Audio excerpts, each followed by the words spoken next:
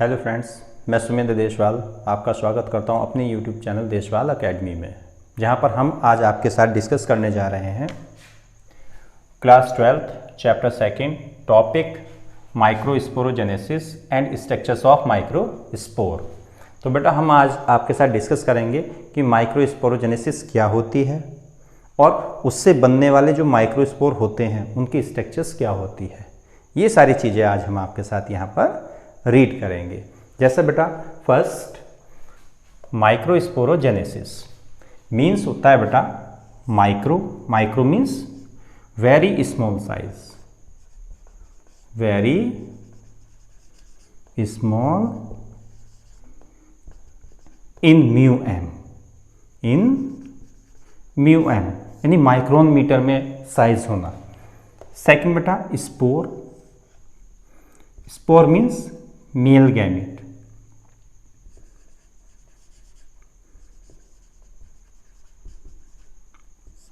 Genesis means होता है बेटा फॉर्मेशन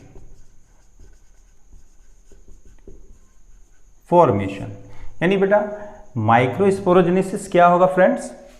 माइक्रोस्पोरोजेनेसिस होगा बेटा वेरी स्मॉल साइज के मेल गैमेट का फॉर्मेशन होना, उसी को हम माइक्रोस्पोरोजेनेसिस कहते हैं। डेफिनेशन में देखते हैं बेटा क्या होता है। The process of formation of microspore from a pollen mother cell by meiosis is called microsporogenesis. यानी बेटा एक प्रोसेस है कि माइक्रोस्पोर का बनना माइक्रोस्पोर मदर सेल से मियोसिस के थ्रू, उसी को हम माइक्रोस्पोरोजेनेसिस कहते हैं। सेम जैसे यहां पर मैंने समझाया आपको कि वेरी स्मॉल साइज के मेल गैमेट्स यानी स्पोर का फॉर्मेशन होना ही माइक्रोस्पोरोजेनेसिस होता है। अभी माइक्रोस्पोरोजेनेसिस होने के लिए स्ट्रक्चर्स क्या होती है एंथर में बेटा cell of sporogenous tissues. Anther जो होता है वो सेल ऑफ स्पोरोजिनस टिश्यूज को रखता है, जिसको हम माइक्रोस्पोरेंजियम कहते हैं। Microsporangium means microspore mother cell यानी माइक्रोस्पोर की मदर सेल। जो सेल होती है स्पोरोजिनस टिश्यूज होते हैं वो माइक्रोस्पोर को फॉर्म करते हैं। अब ये माइक्रोस्पोर कैसे होते हैं बेटा? PMC undergo the meiotic division to form the cluster of a 4 cells. कितनी सेल का क्लस्टर होता है बेटा? गुच्छा। क्या बोलते हैं? गुच्छा। 4 सेल का एक गुच्छा बनता है। किससे? माइक्रोस्पोर मदर सेल से। उस कंडीशंस को बेटा हम बोलते हैं, जब 4 सेल एक जगह अटैच रहती हैं तो माइक्रोस्पोर टेट्राड बोलते हैं। और these tetrad are form the pollen grains यानी कि प्लांट्स में मेल गैमेट को फॉर्म करते हैं। कैसे करते हैं इस चीज को हम यहां पर थोड़ा सा डायग्राम की हेल्प से समझते हैं। सपोज कीजिएगा बेटा कि यहां पर जो है हमारे पास ये एक स्पोरोजिनस टिश्यूज है। ये स्पोरोजिनस टिश्यूज मियोसिस के हेल्प से मियोसिस के हेल्प से ये कन्वर्ट हो जाता है कुछ इस टाइप की स्ट्रक्चर्स में। ये संरचना बना लेता है बेटा। इसमें ये 4 सेल बन जाती हैं, जिन 4 सेल को हम क्या बोलते हैं? Microspore tetrad.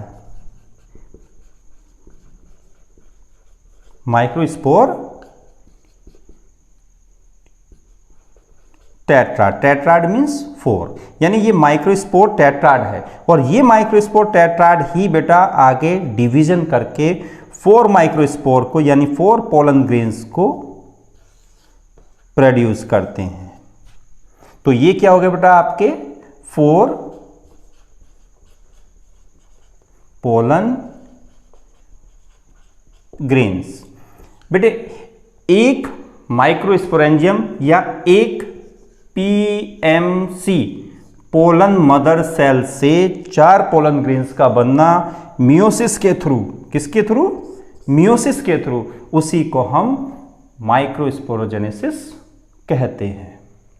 आइएगा समझते हैं। ये आपका फुल्ली डिhiscence एंथर है जो मैच्योर होने के बाद एंथर फट जाता है और बहुत सारे पोलन ग्रेन्स रिलीज हो जाते हैं आउटसाइड इन्वायरमेंट्स में। कैसे बेटा? यहाँ पर ये जो एंथर की टीएस होती है, सबसे अपर लेयर जो होती है यहाँ पर, उसको बोलते हैं बेटा हम सबसे ऊपर की लेयर को एपिडर्मिस, जो प्रोटेक्शन का काम करती है जब तक एंथर जो होता है हमारा मैच्योर या माइक्रोस्पोरोजेनेसिस की प्रोसेस को कंडक्ट करते हैं। इसके बाद बेटे यहाँ पर दूसरी लेयर होती है जिसे मैंने रेड पेन से यहाँ पर डिनोट किया है कलर से, देखिएगा ये वाली, इसको बोलते हैं एंडोथेसियम। बहुत इंपॉर्टेंट लेयर होती है। क्यों? क्योंकि बेटा प्रोटेक्शन के साथ साथ डिहिसेंस में भी हेल्प करती है। बहुत सारे लॉट ऑफ जो पोलन ग्रेन्स हैं वो आउटसाइड आते हैं। इसके बाद बेटे मिडिल में जो होता है वो होता है बेटा आपका कनेक्टिव टिश्यू। नाम से ही क्लियर है, कनेक्ट टिश्यूज, जो कनेक्ट करने वाला टिश्यूज होता है उसको हम कनेक्टिव टिश्यूज कहते हैं।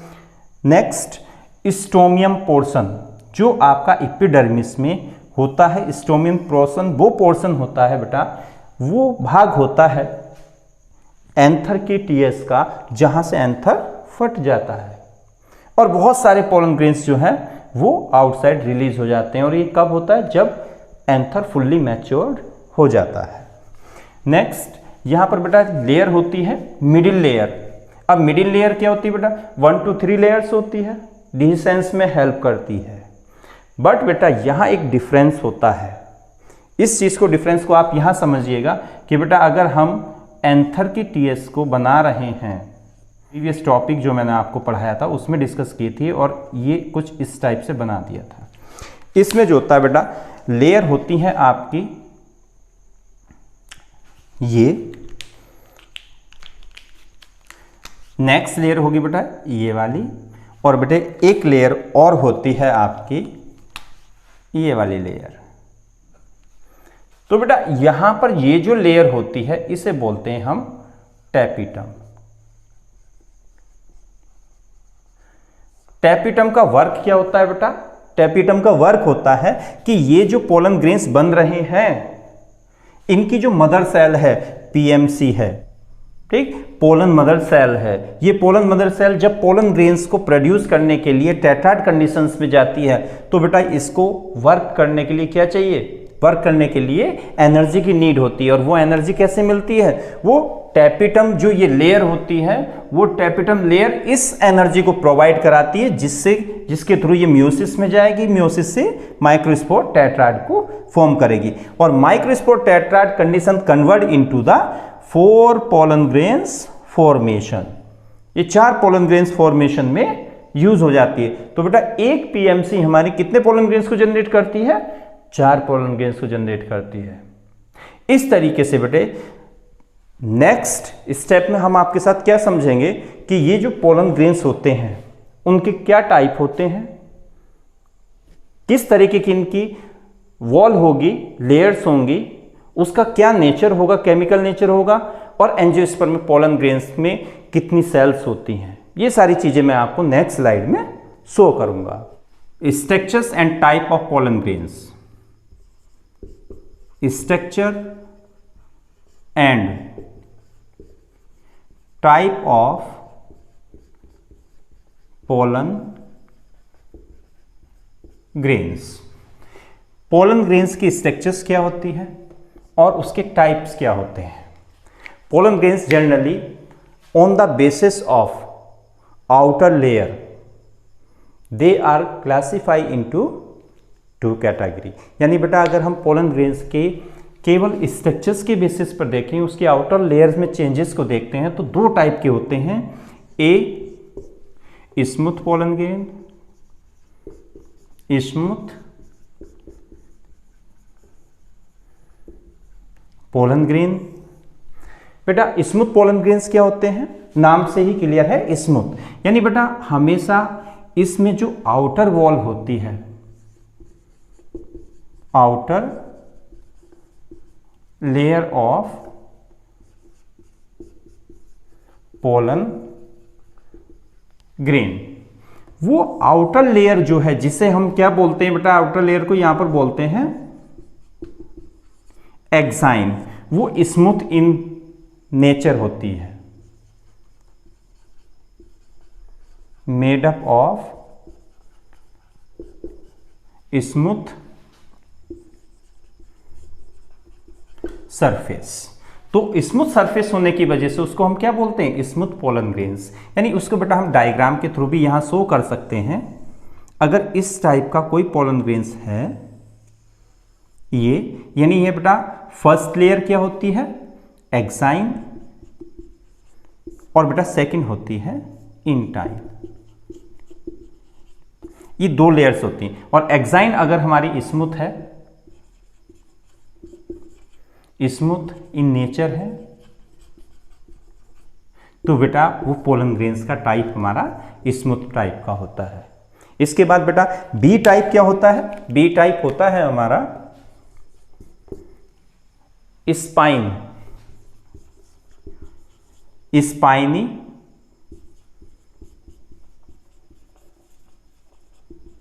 Pollen grain. बेटे स्पाइनी पोलन ग्रेन्स मींस इसमें जो आउटर लेयर होती है, कौन सी लेयर बेटा, outer,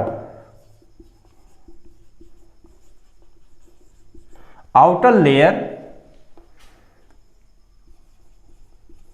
made up of spine, यानी बेटा स्पाइन की बनी हुई होती है। इसको मैं आपके सामने स्ट्रक्चर्स के साथ डिस्कस कर लेता हूं, किस तरीके से बेटा, सेम लाइक दैट, इस तरीके से।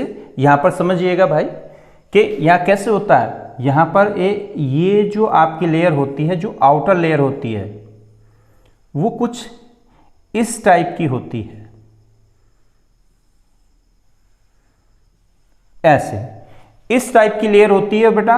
और इसमें यहां पर हम देखते हैं ये टाइप का पोलन ग्रेन्स होता है, इस टाइप का पोलन ग्रेन्स होगा। और जब इस टाइप में पोलन ग्रेन्स होगा तो बेटा यहां पर ये जो आउटर है एक्साइन लेयर जो है वो स्पाइनी है। कैसी है, स्पाइनी, यानी कांटे जैसी है। अगर कांटे जैसी रफ सरफेस है तो बेटा हम उसको जो है spiny type of pollen grains कहते हैं। और ये spiny type of pollen grains hibiscus में मिलते हैं, और बेटा smooth type of pollen grains rose में मिलते हैं। आइएगा अब पोलन ग्रेन्स की स्ट्रक्चर्स के बारे में डिस्कस करते हैं। ये तो दो टाइप्स हो चुके हैं। पहला टाइप बेटा स्मूथ टाइप पोलन ग्रेन्स, जिसमें आपकी एक्साइन और इंटाइन दोनों स्मूथ होती हैं नेचर्स में। फिर बेटा स्पाइनी टाइप पोलन ग्रेन्स, जिसमें स्पाइनी जो आउटर मोस्ट लेयर होती है एक्साइन होती है, ठीक।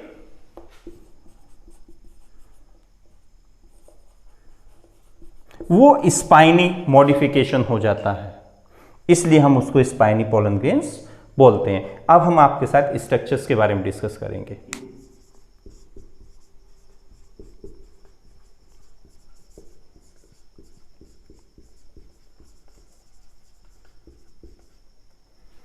Structures of pollen grain. बेटा स्ट्रक्चर्स के बेसिस पर हम जब पोलन ग्रेन्स को डिस्कस करते हैं, लेक्चर में मैंने अभी आपको बताया कि जो पोलन मदर सेल होती है, वो पोलन मदर सेल जो होती है एक डिवीजन के थ्रू टेट्राड कंडीशंस को कॉज करती है, पोलन टेट्राड। और ये टेट्राड जो होते हैं वो कुछ इस टाइप से पोलन ग्रेन्स को प्रोड्यूस करते हैं। जो पोलन ग्रेन्स यहाँ पर फॉर्म होते हैं वो आपके सर्कुलर भी हो सकते हैं, स्फेरिकल, और बेटा स्फेरिकल के साथ साथ जो होते हैं वो यहाँ पर एक लार्ज न्यूक्लियस को कंटेन करते हैं, and dense cytoplasm. Large nucleus and dense cytoplasm होता है।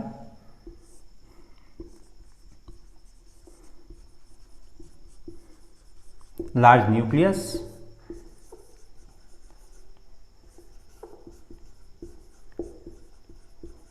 डेंस साइटोप्लाज्म होता है। अब ये डेंस साइटोप्लाज्म के यहां पर दो लेयर्स होती हैं बेटा, इस टाइप की लेयर होती हैं, जिसे हम पहली आउटर लेयर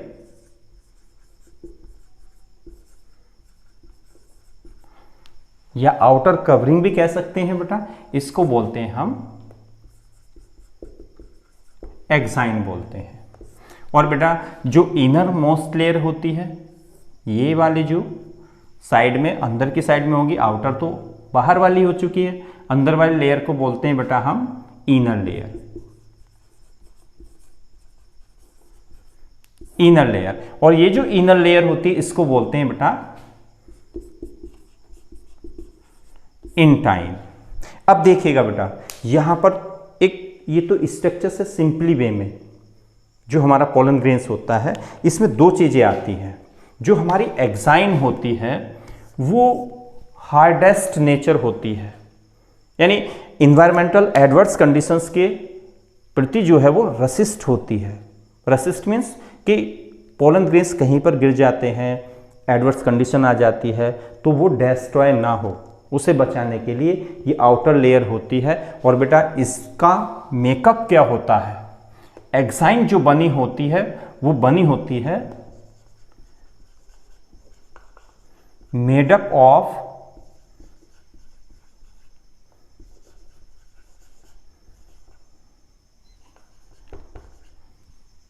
स्पोरोपोलिन की। देखिएगा ये जो नेचर का होता है वो हार्डेस्ट सब्सटेंस होता है नेचर में, यानी कि एंजियोस्पर्म में सबसे ज़्यादा हार्डेस्ट सब्सटेंस क्या है, स्पोरोपोलिन होता है। अब बेटा नेक्स्ट जो आती है इंटाइन। इंटाइन का मेकअप क्या होता है, इंटाइन जो बनी होती है वो बेटा आपकी सेलुलोज एंड पैक्टिन की, सेलुलोज एंड पैक्टिन की बनी होती है। नेक्स्ट हम देखते हैं बेटा जो पोलन ग्रेन्स होता है इसका अपना एक साइज होता है। ये जो साइज होता है बेटा 25 to 30 μm होता है, यानी इतने साइज का हमारा पोलन ग्रेन्स होता है, माइक्रोन मीटर के साइज में होता है। अब किस तरीके से बेटा एंजियोस्पर्म में, ये मैंने ये दोनों चीज़ें आपके साथ डिस्कस की। एंजियोस्पर्म में जो होता है पोलन ग्रेन्स उसकी दो स्टेज होती हैं। एक तो मैक्सिमम जो एंजियोस्पर्म में यूज़ होती है वो लगभग आपकी 60% यूज़ होती है नॉर्मल फर्टिलाइजेशन की प्रोसेस को टेक प्लेस करने के लिए। किस तरीके से बेटा इसके भी इंटरनल स्ट्रक्चर्स को अगर हम देखते हैं यहाँ पर, तो होता क्या है कि जो पोलन ग्रेन्स है उसमें दो टाइप की सेल्स जो होती हैं वो फॉर्म होती हैं। एक सेल तो बनती है बेटा आपकी यहाँ पर लार्ज साइज की सेल होगी, क्यों, क्योंकि बेटा यहाँ से एक बहुत बड़ी वैक्यूल है और इस बहुत बड़ी वैक्यूल में नीचे की साइड में जो न्यूक्लियस दिया गया है, सपोज ये कीजिएगा, ये न्यूक्लियस जो है यहाँ से स्पिंडल फाइबर्स एराइज होते हैं, ये वाले जो है।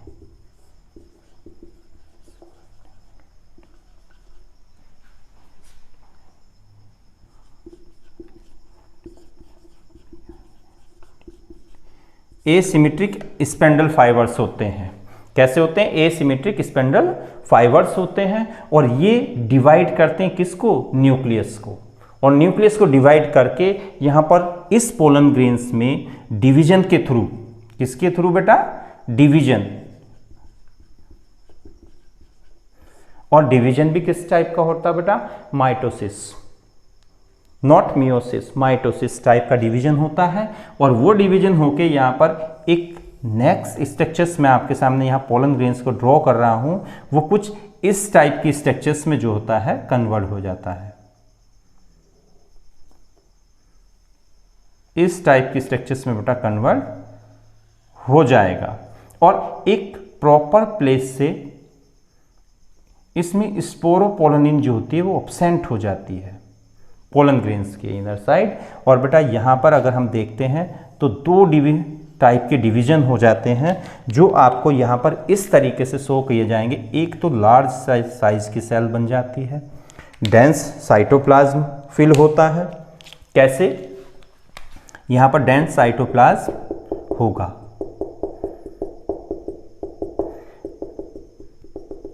इस टाइप का बेटा हमारे पास हो जाता है। तो इस सेल को हम क्या बोलते हैं, जो लार्ज साइज की होती है, वेजिटेटिव सेल।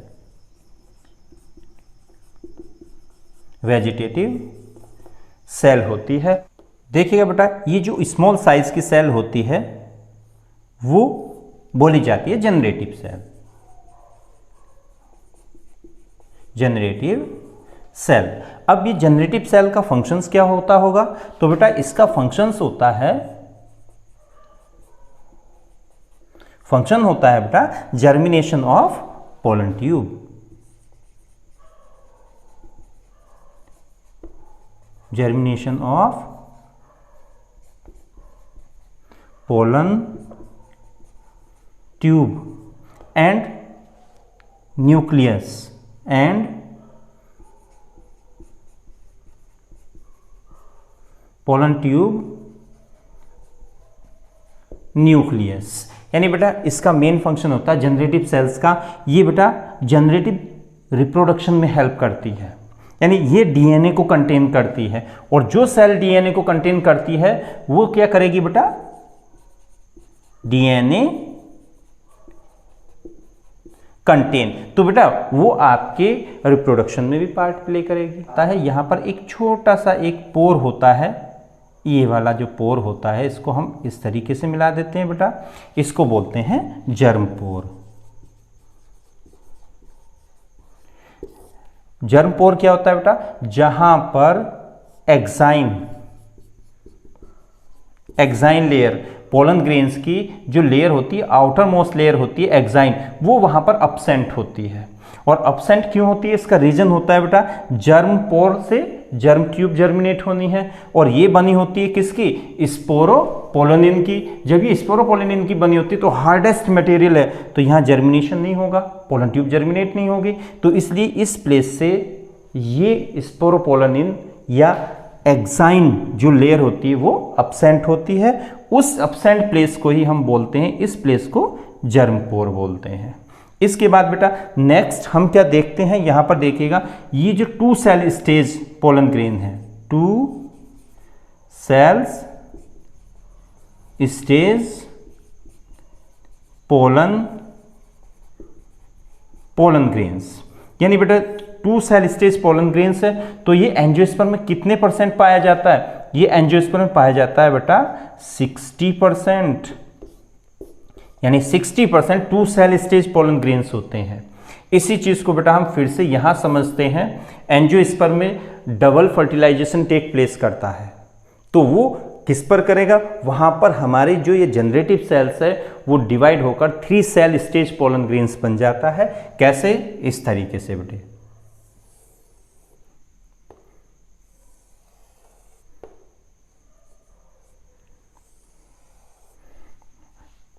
यहां पर जो जर्मिनेटिव सेल होती है वो जर्मिनेटिव सेल डिवाइड होकर 2 न्यूक्लियस को फॉर्म कर देती है, और बेटा वेजिटेटिव सेल जो है वो लार्ज जो हमारा साइटोप्लाज्म होता है वो यहां पर प्रेजेंट होगा इस तरीके से। तो बेटा ये जो पोलन ग्रेन्स बोला जाता है वो 3 सेल्स स्टेज पोलन ग्रेन होता है।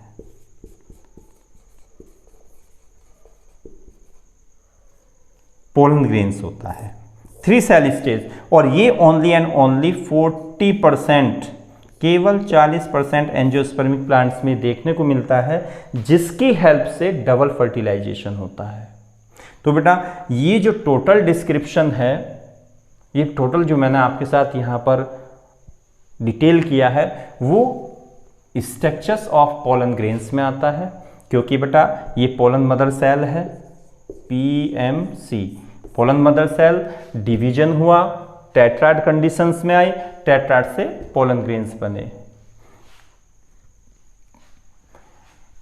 इसके बाद इस पोलन ग्रेन्स को बेटा हमने यहां पर देखा, तो बेटा यहां पर ए सिनेप्टिक स्पेंडल फाइबर्स हुआ, डिवीजन हुआ, यहां से एक वेजिटेटिव सेल जिसमें फूड रिजर्व फूड स्टोर हो गया, और बेटा एक जनरेटिव सेल्स जिसमें डीएनए वगैरह और बेटा जर्म ट्यूब फॉर्मेशन में हेल्प करने वाली सेल बन गई। ये वाली जो स्टेज थी वो 2 सेल 1 2 सेल थी, तो हमने इसको 2 सेल स्टेज बोल दिया है। और इसी तरीके से बेटा ये आपका एंजियोस्पर्म में 3 सेल स्टेज पोलन ग्रेन्स भी देखने को मिलते हैं, ये केवल आपके 40% मिलते हैं, जबकि बेटा 60% जो नॉर्मली होता है वो आपका 2 सेल स्टेज पोलन ग्रेन्स होता है। अब ये जो पोलन ग्रेन्स होते हैं बेटा ये बहुत ही इंपॉर्टेंट्स होते हैं, क्यों? क्योंकि ये बहुत सारे न्यूट्रिएंट्स को कंटेन करके रखते हैं। इसलिए ये जो न्यूट्रिएंट्स होता है उसको हम एक न्यूट्रिशन सप्लीमेंट के रूप में यूज़ करते हैं, यानी न्यूट्रिशन प्रोवाइड करने वाले एलिमेंट्स के रूप में यूज़ करते हैं। तो इसीलिए इसको बेटा हम न्यूट्रेटिव टैबलेट्स, सिरप्स जो होते हैं उसमें यूज़ करते हैं। पोलन ग्रेन्स को लंबे समय तक हम स्टोर करके रख सकते हैं। ये बेनिफिट होता है पोलन ग्रेन्स का कि 196 डिग्री सेंटीग्रेड पर -196 डिग्री सेंटीग्रेड पर हम अगर पोलन ग्रेन्स को स्टोर करके रखते हैं तो ये काफ़ी लंबे समय तक हमारे पास सुरक्षित बना रहता है, जो next generation, next environmental change आने पर भी हमारे पास सुरक्षित रहेगा। तो पीढ़ी दर पीढ़ी हम उसे आगे बढ़ा सकते हैं। तो ये बेनिफिट्स होते हैं किसके? पोलन ग्रेन्स के।